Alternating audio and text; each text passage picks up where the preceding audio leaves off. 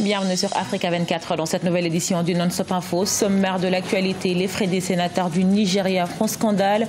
En plus de leur salaire, les sénateurs gagnent 37 500 $ par mois pour couvrir leurs frais, alors que 70% des Nigériens vivent avec moins de 2 $ par jour selon les Nations Unies. L'énergie solaire autonome se développe en Afrique. En Côte d'Ivoire, des start-up proposent à des centaines de millions de clients un accès fiable à l'électricité, découverte dans ce journal. Et en Libye, dans la ville côtière de Misrata, un club de lecture expose des livres dans des caisses de munitions d'armes, une manière d'interpeller la population sur l'importance de l'acquisition de la connaissance grâce à la lecture et non par les armes. Mais tout d'abord, le désordre ne profite à personne. Ce sont les mots de Paul Atanga Njile, ministre de l'administration territoriale camerounais. Il s'est exprimé ce vendredi depuis Bamenda, chef-lieu de la région anglophone du nord-ouest du pays. Première étape de sa visite de 48 heures au cours de laquelle le ministre entend sensibiliser les populations séparatistes au dialogue. Il appelle ces derniers à la reconversion. Quel est le revenu d'un parlementaire au Nigeria? Longtemps en suspens, un sénateur vient de révéler la somme. En plus d'une prime mensuelle de 13,5 millions de naira, les législateurs du Sénat gagnent plus de 750 000 naira par mois, un salaire qui suscite l'indignation chez les populations. Cheikh Omar Bandaogo. Du All Progressives Congress, le parti du président Muhammadu Buhari, le sénateur Shehu Sani a une réputation de semeur de discorde. Il l'a encore prouvé récemment en faisant des révélations sur le salaire des sénateurs. Un salaire estimé à 37 500 $, soit 13,5 millions de naira par sénateur par mois. J'ai rendu l'information publique afin que la loi du secret prenne fin et que les Nigériens puissent se concentrer sur d'autres domaines ou secteurs de gouvernance comme la présidence et les assemblées d'État. Maintenant que les Nigériens savent combien gagnent les sénateurs, alors ils devraient également demander combien gagne le président, les juges, les gouverneurs d'État ou encore les personnes nommées par le président. Ce montant du salaire des sénateurs corrobore l'existence d'une injustice sociale au Nigeria. En effet, l'ONU estime que 70% de la population vit avec moins de 2 $ par jour. Au sein de celle-ci, certains crient au scandale, tandis que d'autres se sentent vraiment abandonnés par le gouvernement. Nos dirigeants ne pensent pas aux pauvres et à comment les aider à sortir des situations difficiles. Regardez ce que je vends. Si je vous dis mon âge, vous ne le croirez pas. Voyez toutes mes souffrances sous le soleil.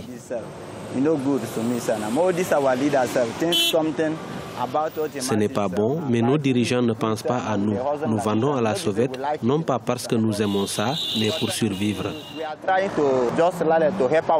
Cette révélation sonne comme un autre examen de la présidence de Muhammadu Buhari avant l'élection de février 2019. Selon le FMI, la population s'est appauvrie depuis sa prise du pouvoir en 2015. L'indignation du public concernant l'écart entre les riches et les pauvres pourrait donc devenir le sujet important de la campagne électorale dans les mois à venir. Dans le reste de l'actualité, à l'instar des autres pays du continent, en Côte d'Ivoire, l'énergie solaire est en plein développement. En témoigne une start-up ivoirienne qui propose un accès fiable à l'électricité. Lumos Global va raccorder 1 million de foyers à faible revenu au réseau électrique d'ici 5 ans. Vinanodin.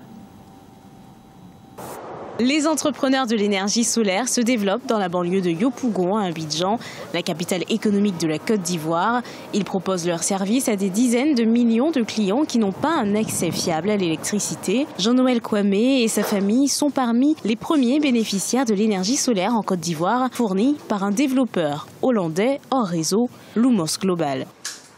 Chaque jour que Dieu fait, il y a de nouvelles personnes. Ah, mais monsieur, votre lumière, comment ça se passe? Je lui explique, un autre encore vient, ainsi de suite. C'est comme ça, mon voisin de derrière même aller acheter pour lui, parce qu'ils sont intéressés. Les kits de Lumos Global coûtent environ 600 $. Ils comprennent un panneau solaire relié à une batterie qui prend en charge les prises électriques, un adaptateur de téléphone portable et des ampoules LED. Quand il n'y avait pas de lumière, mais à cause de ça, il y a lumière à tout moment. Je peux étudier à mon enfant. Aujourd'hui, mon fils est 12e de sa classe. En tout cas, avant, À cause de la lumière, je n'arrivais pas à étudier. En tout cas, ça a changé ma vie. Selon l'Agence internationale de l'énergie, 1,2 milliard de personnes dans le monde n'ont pas accès à un réseau électrique. Grâce à un prêt de 325 millions de la Banque mondiale, la Côte d'Ivoire va raccorder 1 million de foyers à faible revenu au réseau électrique d'ici 5 ans. Des livres pour remplacer les armes, c'est ce que préconise Sofiane Koutiaba, fondateur d'un club de lecture en Libye. Il a organisé symboliquement une foire aux livres dans d'anciennes caisses de munitions d'armes. Découverte dans ce sujet préparé et commenté par Vina Nodin. Libye, un club de lecture à Misrata, j'ai lu, expose des livres dans de vieilles boîtes de stock d'armes et de munitions. Cette foire de livres, réalisée avec d'anciennes caisses d'armes, est symbolique. Elle souhaite démontrer qu'il est possible de remplacer les années de violence par la lecture. J'ai un club dédié à la lecture pour les personnes de tous âges, anciens et jeunes. De petites figures dans les rues, dans les espaces publics. À travers mon exposition de livres dans les boîtes à munitions, dans les boîtes d'armes, je veux interpeller la conscience culturelle et l'intellect de notre société sur l'importance des connaissances acquises grâce à la lecture et non par les armes. La situation en Libye est instable depuis le soulèvement de 2011 qui a renversé l'ancien président Mouammar Kadhafi. Le club de lecture compte 100 membres qui reçoivent des livres grâce aux dons et aux bénéfices. L'exposition de livres dans les boîtes de munitions est une nouvelle idée.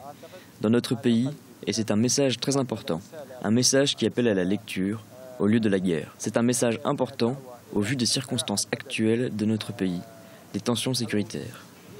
En raison du conflit en cours, le travail du club J'ai lu semble avoir son importance pour les visiteurs. Ce club de lecture essaye de prouver que les livres sont plus forts que les balles et les armes.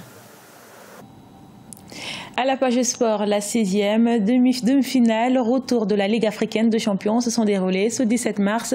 L'UDS du Mozambique a dominé 3-0 les Congolais du TP Mazembe.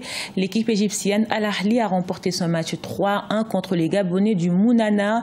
Le club angolais Primeiro Agosto a vaincu les 8 de l'Afrique du Sud 1-0 et le Mouloudia d'Alger s'est incliné face au MFM du Nigeria, score final 1-2.